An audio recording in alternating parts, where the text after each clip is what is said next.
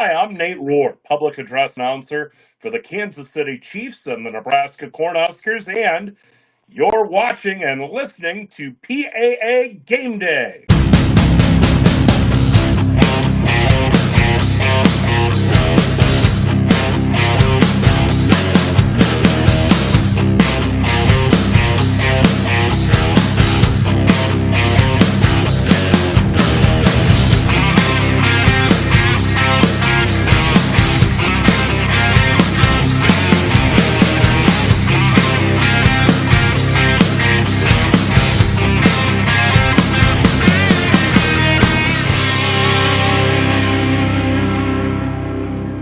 Please welcome the host of PAA Game Day and a public address announcer for Syracuse University and Colgate University, as well as the New York State Public High School Athletic Association for numerous championships, Tom Winiecki. So hi everyone, and welcome back to PAA Game Day, the show where we meet the voices who make the games that we love feel more than just a game. Those voices that we hear all the time, but we rarely get to know. I'm Tom Winiecki, and today's guest, well, if you've ever been to a Nebraska Cornhusker football game or a recent Kansas City Chiefs football game, you've heard him. You might not see him, but his voice is the sound of game day. I'm talking about Nate Rohr, the man behind the mic at Memorial Stadium in Lincoln, Nebraska, and now at Arrowhead Stadium in Kansas City. So Nate, welcome to the show. Hey, happy to be with you, Tom, and excited to chat about public address announcing. Great. All right, Nate, let's start way back. Before the NFL crowds and the Husker fans, you were just a kid in Beatrice, Nebraska, calling high school games. Talk about that journey from Beatrice through that local AM radio station and all those folks that helped you along the way. Well, yeah, I was really fortunate. My sophomore year in high school, they were looking for a public address announcer for high school sports. I wanted to be a sports announcer since I was 7 years old. I really fell in love with sports when I was very young.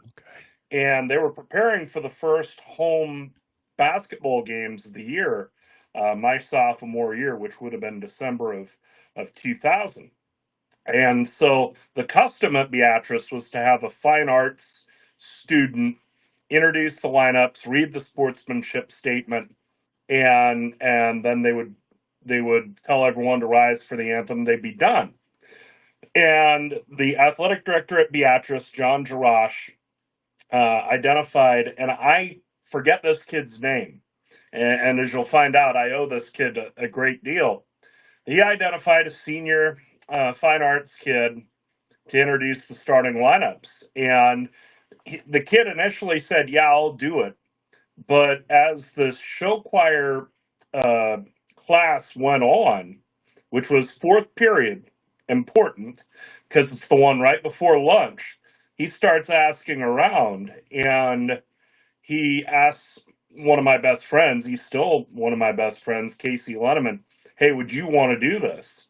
Casey says no, but he had grown up with me. He'd been subjected to all my announcing practice growing up. And Casey says no, but I know somebody who might. And he said he gave him my name. We chatted it over at lunch. I got the sense he didn't really want to do it. And so it was settled by the end of lunch that I was going to be the public address announcer for Beatrice basketball. The girls' basketball coach also knew that I wanted to get into sports announcing. A guy by the name of Steve Hartman. He had been my Sunday school teacher.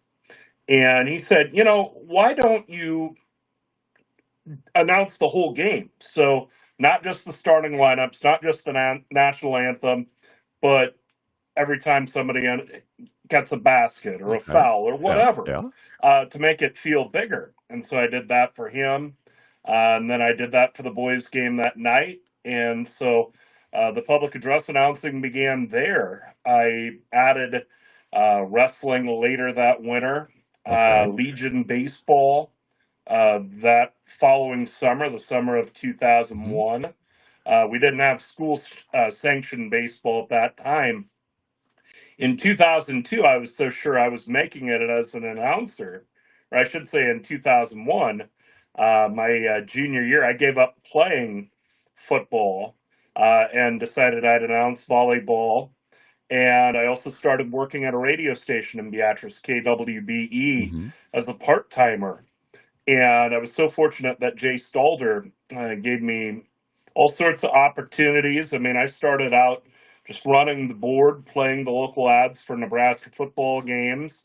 I also had an air shift from 5 Sunday evenings until we went off the air at Okay. 11:15. But we were a manually run station, so everything that played, somebody had to hit play, somebody had to turn it up.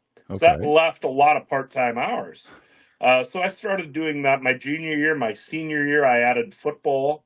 Um, and so I continued to work at the radio station, which was really important.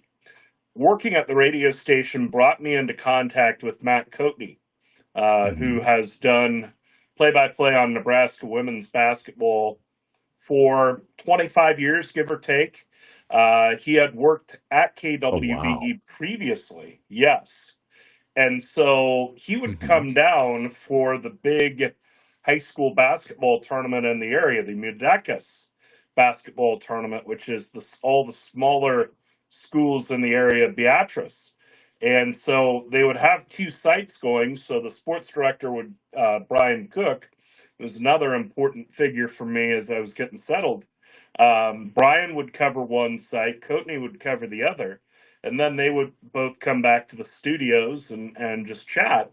And I got to sit in on that, and of course that exposed me to Matt, and that opened the door for me to work at Nebraska Media Relations, the athletic PR office for the University of Nebraska. I went to school at the University of Nebraska, and as I was enrolling, um, heading into my second semester, they needed a softball public address announcer. The two guys who had split it the year before graduated that December, and so they needed somebody. Well, I had experience. I knew softball, and so I stepped in and I did the whole season, and that led to working as the public or as their public address announcer through the whole 2004 season. And then as their season wrapped up, we went down to the Big 12 tournament. They needed a play by play guy. They had had a partial season radio package of 12 games, and they had six different guys do play by play. None of the six could take off from work or wanted to get off of work. So they asked me, hey, you've got some radio experience. You've seen the team all year. Can you go down and do that?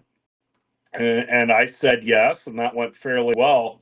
And that led to a 20-year association with the softball program at Nebraska, which continues to this day. So just a lot of good luck, a lot of people having faith in me, and being in a good position to take advantage of an opportunity when it presents itself. Because you know, I think everybody in this business would say one opportunity is generally fed by your last opportunity. I mean, Absolutely. very Yes. very rarely do you just come out of nowhere and do Nebraska football or Chiefs football. Hmm. Usually there's a long stair step process to it, and I've been fortunate that that process has fed one thing to the other to the other. Well, yeah, it sounds like those people that helped you, Jay, Brian, Matt, and others, those connections that you started to make. And what I've told a lot of people, and other people have said the same thing to me, is that every game you do is an audition because you don't Certainly, know who's listening. You have no idea who's out there. yeah, So, yeah. absolutely. Hmm. And you know, you think about having done softball for 20 some years, Hmm. and that led to spotting and doing stats for Nebraska's football broadcast on the radio, and that directly led to me doing the Nebraska football public address. So yeah, it is a good mentality to have. That every time you're on, you know, you're auditioning, whether it's for the job you have or the job you want to have. And I've been fortunate that those things have opened up, once I work in another position. Yeah, yeah. Now, a lot of announcers I talk to have a story about trying to figure out their own voice. And from Beatrice to where you are now in Nebraska and Kansas City, were there people along the way that you would listen to, either on the radio or on television broadcasts, that help you shape your voice into what it is today as an announcer? Well, the two guys that were really influential to me growing up as a public address announcer now were Ray Clay, who did the Chicago Bulls, and then Rick Schwieger, who did Nebraska football through the 90s. So those two guys were important to me, just hearing what public address should sound like, enthusiasm behind it. I was more attuned to the radio play by play side of things. My real entree into sports was listening to the Royals. And in the early 90s, it was Denny Matthews and Fred White. And I listened to those guys every night. And so with Denny, very detail oriented, very great handle on the game. Fred had a good handle for the game, but he also was better tuned into the emotions of the game, the excitement of the game. And then that part of it was emphasized all the more growing up listening to Nebraska football in the mid 90s with Kent Pavelka.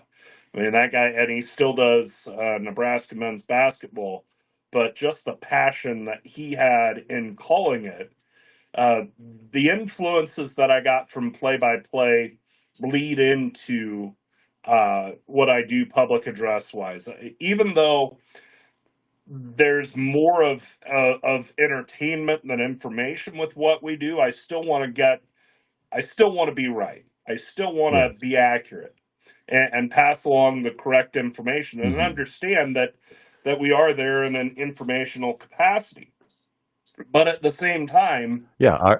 yeah, I think it's okay that people hear me and go, okay, that's the Chiefs announcer or that's the Huskers Mhm. announcer. And that was a mentality that Kent really communicated and continues to communicate in his play by Mhm. play. Yeah, it sounds like listening to you. You could tell me if I'm on the right track, but it sounds like you weren't trying to imitate those people, but you took bits and pieces and Sure. turned into your evolution as a public address announcer. You weren't imitating, you were using them to Sure. help you evolve. Yeah, I mean, you borrow a strand here, Yeah. a little piece there, but you also understand you've got your own voice, you've got your own Yeah. inflections. Um, Certain things sound better with you than they'll sound for others. Certain Okay. things will sound better for them than they Yeah. sound with you. I mean, I don't. I would say I don't sound like Ray Clay at all. Hmm. And not to say he did a bad job or anything. It's just not where my voice is. And Yeah. Rick Schwieger did such a great job here at Nebraska. But there are things that he did that I don't do, Hmm. and straight up, I just don't have his voice. I mean, he has killer pipes. He's better known nationally as Rick Allen. He was the lead NASCAR lap by lap Okay. Okay. broadcaster. He also now works as as one of the public address announcers for the Carolina Panthers, and he happened to come back for a Nebraska game last year. And I introduced myself and talked to him for a minute, and I went, "Oh, geez, this guy makes me sound like I'm still going through puberty." So, Okay, well, on that note, we'll take a quick break, and when we come back, we'll talk about the Kansas City Chiefs. So hold on, we'll be right back.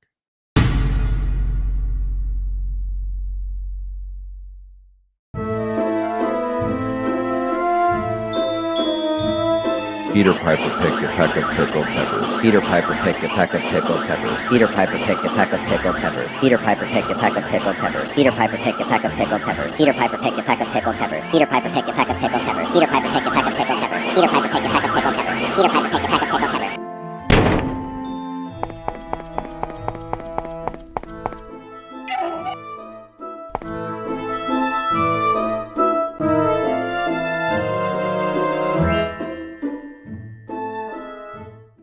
Roll sound. Sound production, take 2.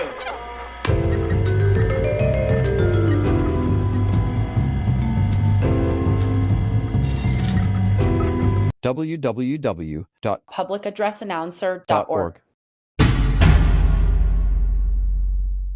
All right, welcome back, folks. We're back here with Nate Rohr. So, Nate, let's get right into it here. The Kansas City Chiefs. There's been stories bouncing around online about what happened or what might have happened. But it felt like everything came together pretty quickly. Can you take us through those steps?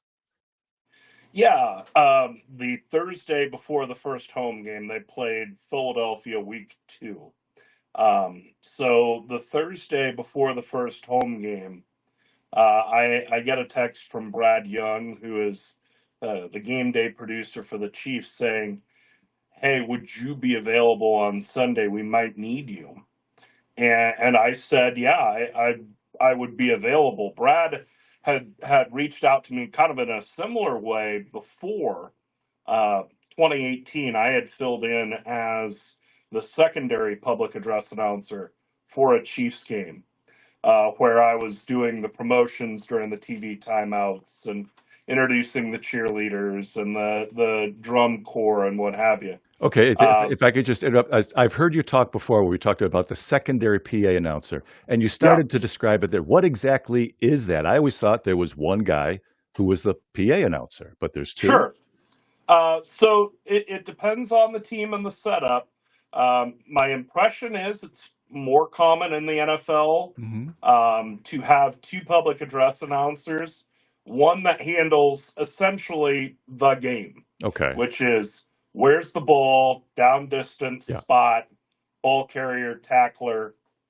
Maybe they do the starting lineups. okay, I can tell you the division of labor with the Chiefs. I do a game intro, starting lineups, and basically when the ball's in play. yeah, So, and then there's a secondary announcer that handles introducing the cheerleaders, introducing, the various recognitions. We have okay, recognitions for service members and fans of the game and things like that. okay, okay, So, so yeah, that's how things are set up with the Chiefs. I will tell you, Nebraska, we still use just one. okay. All right. And but there's also quite a bit more pre-recorded to where, and that's with a different voice that they contract out. So people still get two voices even if one isn't sitting there. All right. All right. Sure. So Thursday, Brad reaches out to me, says, "Hey, are you available? We might need you." I thought it would be for the secondary role again, and I indicated I was available, and he said, "Okay, we're having discussions with Dale Carter, who had done the Chiefs games for 16 years, and we've come to a point where we're trying to change what's going on third down, and he's decided to walk away. And so we need you to do the primary job." And so I said yes. Now I will point out that this was all going on while my grandfather was very sick. I so this is all happening midday Thursday. About the same time, I get a text from my mother that my grandfather's not going to be much longer. He had been in failing health for a while, and he was 90 years old. It was certainly, you're sad to lose him, but you also understand, hey, he's had a long and happy life. So went down to Beatrice, saw him Thursday. He actually passed away Thursday night, but back to the PA gig Thursday afternoon. I confirmed with Brad, hey, you're in. You're the guy on Sunday for the Eagles Chiefs game, and here we go. And so Okay. Friday, quick got ready. Didn't really, I didn't do as extensive a prep as maybe I would have liked to have, just because it was a short timetable. Oh, yeah. Nebraska was also home On Saturday, they had Houston Christian, which is not quite the same scale, but it's still a Nebraska football That's game. It's right. still Still a 80 game. some Yep. thousand people and a big deal. Yeah. I wasn't able to quite prep as much as I wanted to, but we were able to get in a place anyway. I know the Chiefs fairly well. I follow the Chiefs. Mhm. I'm a Chiefs fan. And then with the Eagles, it was just kind of a crash course, and drove down from Omaha to Kansas City Sunday mid morning, and announced the game. It was a 3:30 Central kick, so that gave me a little breathing room. But Okay. announced the game, drove home, and so it began. I guess so. You were in a position where on the Saturday you're saying "Go Big Red," and the next day you're announcing Patrick Mahomes. I mean that had to be a whirlwind that you really don't know what's happening until after it's over and you have a chance to look back on it. Well, it was certainly drinking from a fire hose, no doubt about it. And yeah, the Nebraska game was challenging in its own right because Nebraska blew out Houston Christian. And so, in college football, it's a 100 some odd man roster, and Nebraska historically has always had one of the largest rosters in college football. Well, against Houston Christian, those guys are playing. So you're getting all the way down.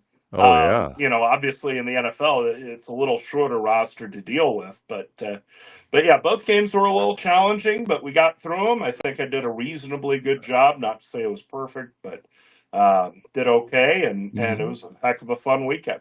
Oh, I would imagine. Now you've started to paint a picture about what game day and preparation was like a little bit with Nebraska and more so at the NFL level with Kansas City. But let's dive into that a little more. First, we'll pay attention to Lincoln, Nebraska and the Cornhuskers. What's the preparation and game day like at Memorial Stadium for a Big Ten football game? Well, the preparation, I like to try and memorize some of the opposing team. Okay. For most of the year, I mean, at Nebraska, I know Nebraska. I cover them on a daily basis. You see the KLIN backdrop Hmm. behind me. I'm the sports director here, and we're the home station for Nebraska football. And so we cover them every day, and I'm around it every day, and so I see the numbers. I know Nebraska fairly well. So early in the week, I try to memorize as many as 40 guys from the opposing team, and it's just sitting there for a half hour with a list of 10 guys. You repeat the first guy, number, name, position for a minute, then you get the second guy for a minute, then you do the first two for a minute, and then it just goes on and on and on. And then during the week, you're sitting at a stoplight, you quick review. Okay, quarterback's 15, doing the Chiefs. Quarterback's 15 Mahomes.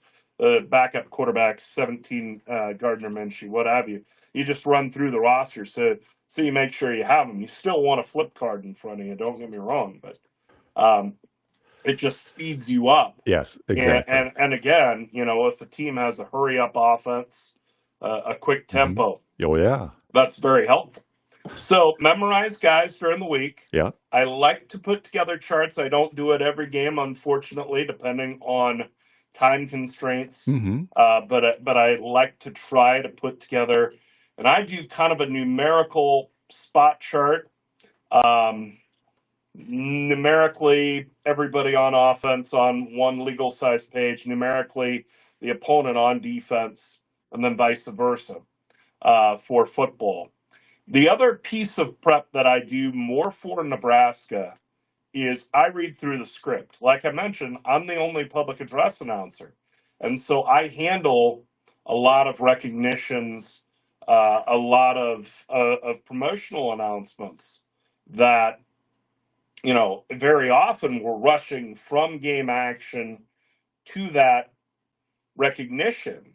And so I want to have read it. I want to have either tracked down a pronunciation or have the process beginning to where Alex Harris, who essentially is the game day producer for me, he's reaching out to the people he can reach out to to get the pronunciation for the recognition. Yes. Because I mean, Hmm. look, it's a big deal for these people. Absolutely. They're being cheered by 75,000 to eighty Yeah. five thousand Hmm. people. So you want to get it right. Again, not to say I haven't ever screwed it up, but give yourself the best chance. Absolutely. Yes. So with Nebraska, I'm reading through the script. I usually get that Thursday night. Okay. Read through it, see if there are any questions, maybe scripting things, Hmm. maybe words are in kind of a weird order. Yeah. But read through it, email my changes to Alex with the Huskers. And then on game day, I typically, there's not a hard time that I have to be there for Nebraska game day. Hmm. I try to be there 4 hours before kick, give or take. Okay. And then I sit down and I read down my whole script. So anything that's scripted, Yep. I read it down. And again, it's those recognitions, it's those sponsor messages. I do that. I read it out loud. I'm probably the worst person in that booth. Yeah, everybody's a little irritated at me because I'm sitting there reading out loud. But my first game as the Nebraska public address announcer was the Fresno State game in 2016. And before the 2016 season started, Nebraska had a punter named Sam Foltz who died in a car Yes. accident. I He was remember at that. a punting clinic. And so he and Mike Sadler from Michigan State passed away. And so, pregame, I looked through the script, but I didn't read it out loud. I didn't. Yeah, I read over it, looked over it, didn't have a great handle on it though. And then it comes time, pregame warm-ups ran a little long. It was the season opener, Hmm. and we're trying to get back on time. And it was my first game at Memorial Stadium. And we get to the Sam Foltz Scholarship uh, read Yeah. because they're awarding the Sam Foltz Scholarship to Drew Brown, who is a kicker for Nebraska and obviously a Hmm. close friend of his. And I stammer over inaugural recipient. And I Oh. felt horrible. Hmm. And I mean, it's the Sam Foltz recognition on a night where Yeah. Nebraska honored him by taking a delay of game penalty Yes. rather than punting. But it just bothered me that here on Sam's night, I blew that read. And so to this day, I sit down and I read down my Hmm. scripted announcements. Yeah. Yeah. Um, It's that work that nobody sees you do that results in your performance on game day. All that's so sure, important to do, but nobody realizes it. And absolutely. yeah. Now compare that to what you have to do at the NFL level for the Chiefs. Well, the call time's a little earlier. The call time's 5 hours before kick. Usually, we have a production meeting soon thereafter, um, and we run through the script. I will sit down, and I do have a couple of scripted announcements that I have, but like I said, most of those go to Nate Herron, who is the secondary public address announcer. Um, and so I read what's scripted for me, but there's not very much. I'll go through the roster. If I have a question about a pronunciation, I'll check either with the internal public address announcer with the Chiefs or one of the PR folks. But there's just a little less to do because really until the ball is kicked, there's not much I can practice. The first couple of times we went through starting lineups um, because Nebraska doesn't do a formal starting lineup involving the public address announcer. The team enters the field as a team, which is more common at the college level. So it's very simple. When the front couple of guys start sprinting, I say, "Here come your Nebraska Cornhuskers." With the Chiefs, they do introduce individual starters on one side of the ball, and that's more typical of a pro Yeah, yeah. game. And so, first couple of times we had to run through that, but as time has, but I've done all 3 games. I'm a veteran now. But hey, we feel good about the timing there, and frankly, the queue's pretty simple Yeah. for me. There's plenty more going on. I'll run through the starting lineup one Hmm. time, just in the booth, just to make sure. We have Kingsley Suamataia on our roster. Oh, those are the fun ones to He's the say. starting offensive guard, Yeah. and boy, it took me a while to get him. So, But boy, so yeah, but that's do they appreciate it when you hit it right, though? oh yeah, Yes. absolutely. I Yes. mean, especially those linemen, because hopefully that's the one time you say their name. Yeah. Yeah. And you hope it's not the referee because they have to call them for holding or something. Indeed, Yeah. indeed. Now, with all that, what happens if Nebraska plays on Saturday and the Chiefs have a home game on Sunday? How does that work with you traveling? How do you do that?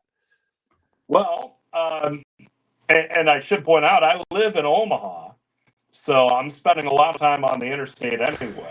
Okay. That was actually the scenario you just laid down was actually my first weekend. Oh wow. Because the Huskers had the first weekend doing Chiefs Yep. now. Yep. Yep. The Huskers kicked off at 11 a.m.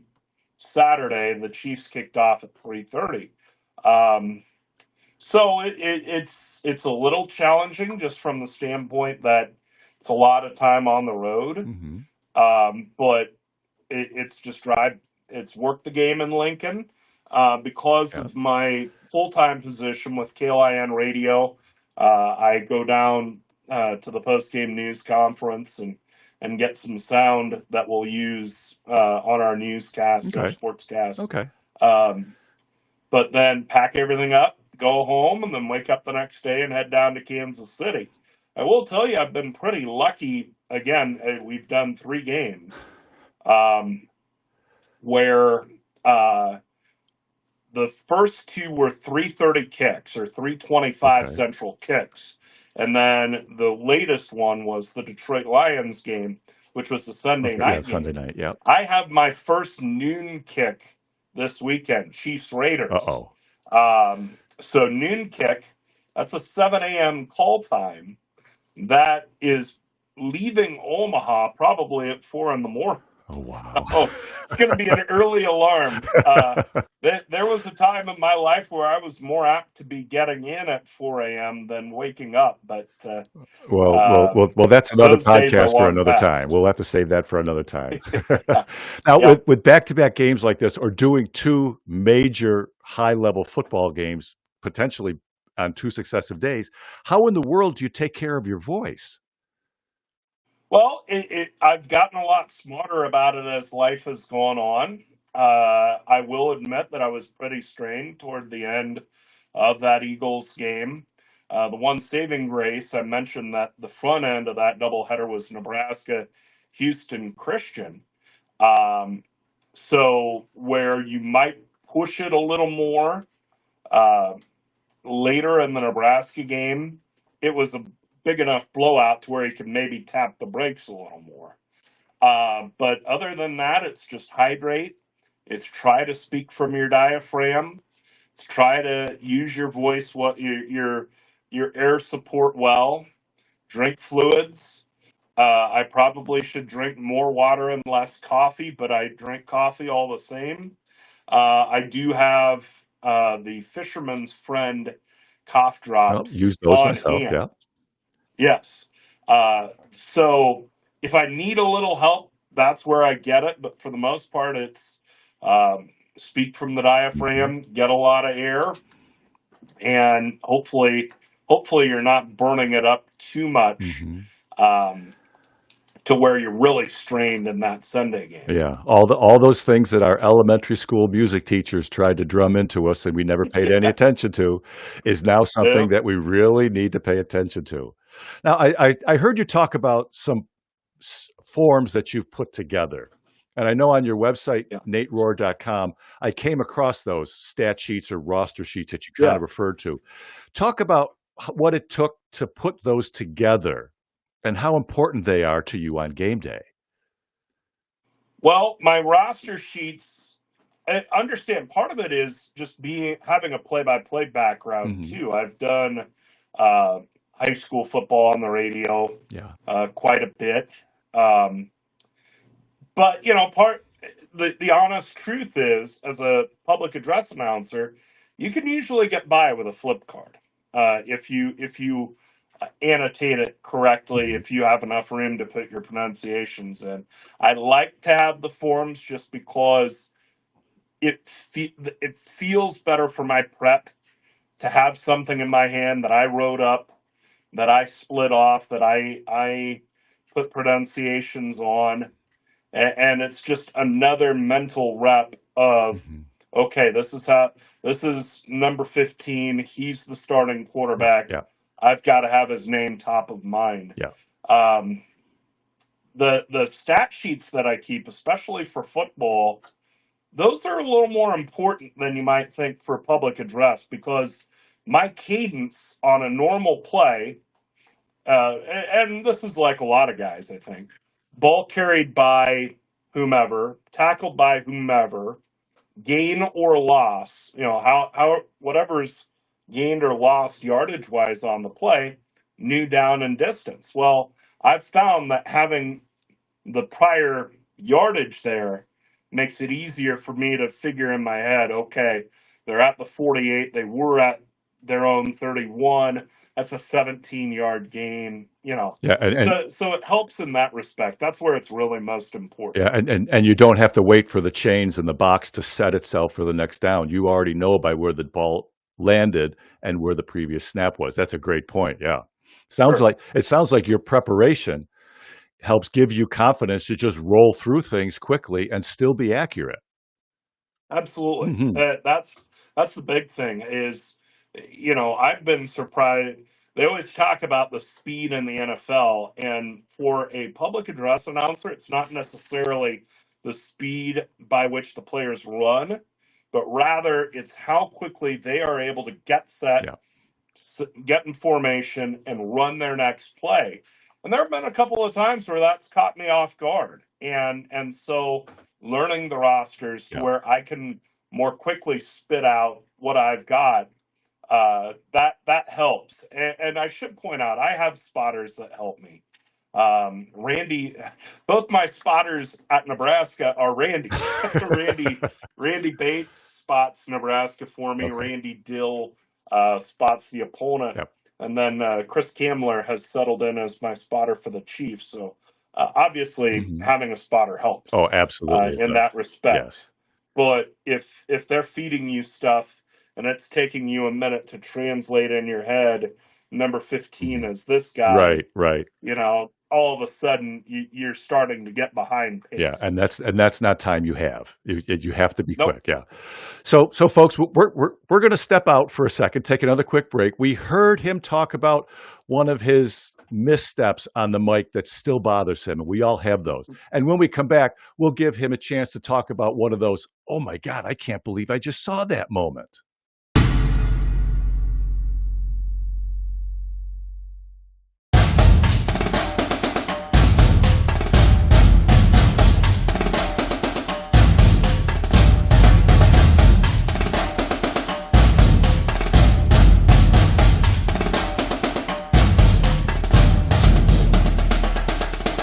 Announcing the Game is a free resource to public address announcers that take you through how to take your skills to the next level. A simple click on the sport gives you free access to a video that goes over terminology and rules specific to a lot of sports. So take a look.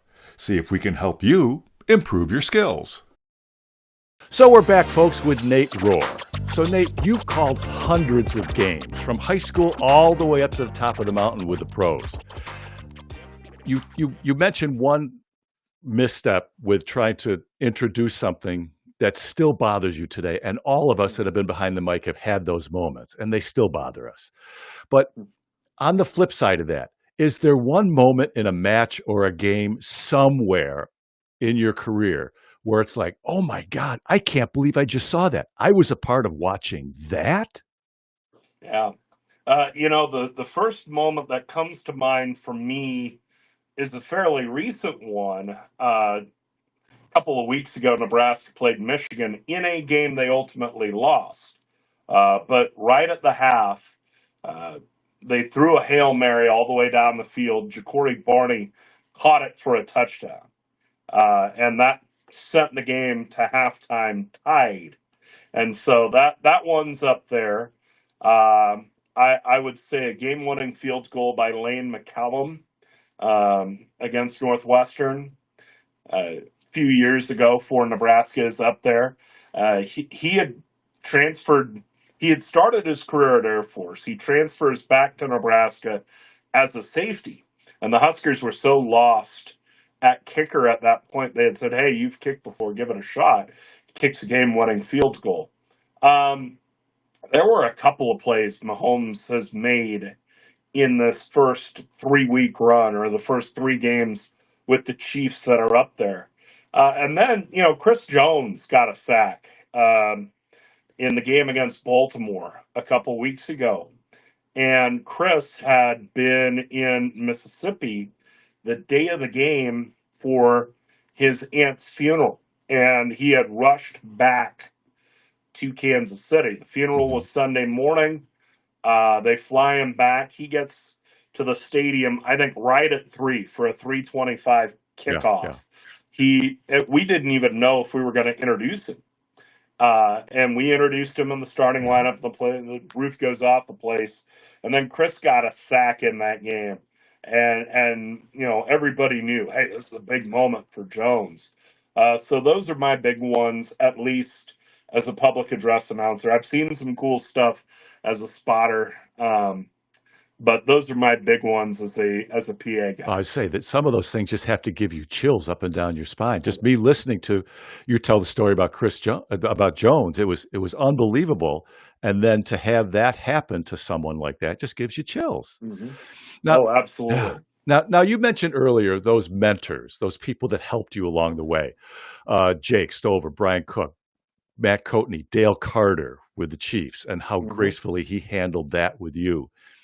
All those people that helped mold you, give you advice, was a sounding board for you and helped you along the way. Well, let's flip things around a little bit. If a young PA announcer is listening or watching right now, maybe getting ready to announce their first youth league game, or maybe a middle school or high school game, maybe they're starting with a team at a junior college or collegiate level, or maybe somewhere in the pros somewhere, what advice would you give them? Take a deep breath. That would be my first one. Breathe from your stomach.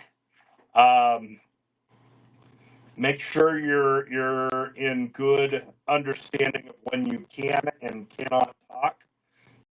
Funnily enough, that's been something I've had to work on with the Chiefs.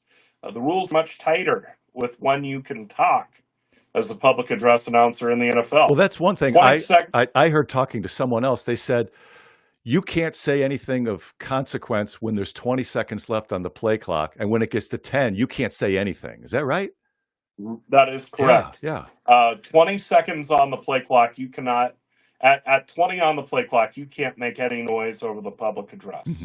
And I think they stretch it a little bit if you're waiting and then spitting out 3rd and 7 from the 14. Yeah. But you have to have an eye on when you can speak and when you can't. Now, a lot of games, you think of like basketball. Somebody makes a basket, as long as you say who made the basket relatively quickly after it happens, great. So just understand when you can and can't talk. Double check your pronunciations. And then take the job seriously, but don't take yourself seriously. In the end, this is fun, and it's not brain surgery. Nobody's gonna keel over and die if you give the wrong guy a tackle. Nobody's gonna keel over and die if you give the wrong yardage on a punt. So do your best, give it everything you've got, but at the same time, don't be too hard on yourself, and just try and be as accurate as possible. And and you'll have most of it covered. Yeah. Because Great. In the end, we're an auxiliary to the Yes. game. Nobody buys a ticket to hear us. No, we are part of the production, but we are not Right. part of the show. That's absolutely right. Yes. Right. So yeah, I would say go with that, and just if you can have an understanding of your game, all the better. Yes. Now, I've got one more question for you before we let you go. Sure. You've been behind the mic for a long time now. What keeps you coming back? The fact that they let me come to games, and not only do they let me into the building, but they pay me to be there. They feed me. Even better. They usually give me a pretty good seat, and I get to have a role on game day. Yes. A role, a spot on game day. I figured out pretty quickly I wasn't going to bat third for the Royals. I wasn't going to play defensive end for Nebraska or the Chiefs. I figured out that I wasn't going to make it that way. So the idea that I get to have a seat at the table on game day, they're paying me to be there. I love the game so much. I love being around sports so much. The ability to participate in that way is probably the short way of saying what brings me in. And believe you me, it shows when people listen to you. All that you've talked about, it comes out that way. So thank you very much. So folks, this has been Nate Rohr, the voice of Husker Nation and of Chiefs Kingdom. Nate, as I said, this has been awesome. Thanks for taking the time out of your busy day to spend some time with us. We really appreciate it. This was a pleasure. Thank you. I enjoyed talking about the craft and talking with you. Yeah, good. So as for everybody watching and listening today, thanks for tuning in to yet another episode of PAA Game Day. So check out Nate's stat sheets and prep charts at naterohr.com. And if you can, check out our list of forms and scripts, official signals, pronunciation guides, video tutorials on publicaddressannouncer.org. And remember, everything on there is absolutely free. So keep looking for us on Facebook, X, LinkedIn, YouTube, Spotify, and now we're on Apple Music as we put together our next podcast. So be sure to leave us a review. We're always looking for constructive feedback. And share us with anyone else who'd be interested in learning more about that voice that they hear in the arena, but they never get to know. And speaking of our next podcast, our next one will be interviewing Mark Fraudo from the National Football League's Washington Commanders and the NBA's Washington Wizards. So until next time, I'm Tom Winiecki, and I can't wait to hear you on the mic.